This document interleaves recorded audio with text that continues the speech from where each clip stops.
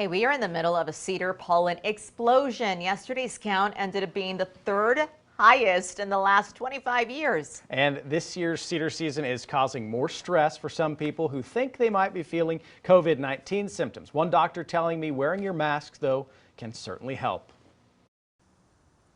Matt Brazaitis and his trusty sidekick Deacon walk their neighborhood on a regular basis. And he's definitely feeling the high cedar count. Stuffy nose, sore throat, a little bit of watery eyes, but mostly just general congestion. He even got a COVID test, thinking it could be the virus. I went to a rapid test. Fortunately, they were both negative, both me and my wife. So people can feel pretty miserable during cedar if they're allergic.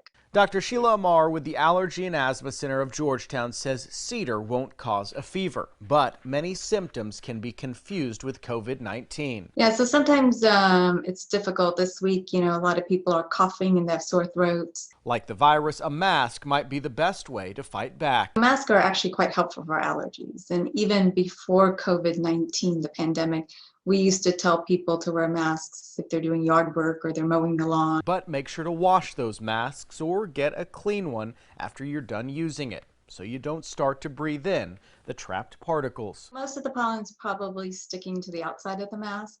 Dr. Amar says this year the pollen counts have been higher than in years past. Wearing masks, people have felt a little bit better. And people in general are a little bit more restrictive in terms of their activities this year with COVID-19.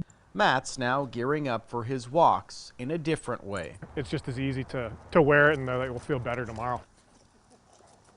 And Deacon, they're feeling no effects from the allergies, obviously having a blast outside. But Dr. Amar says pets, just like these guys here behind me, can pick up pollen and bring it into the home. So if you're able to give them a brush or wipe them down with a damp cloth before they come inside, that's a good idea. Also, if you're highly allergic, she says your best bet is to stay inside when pollen counts are very high, like today.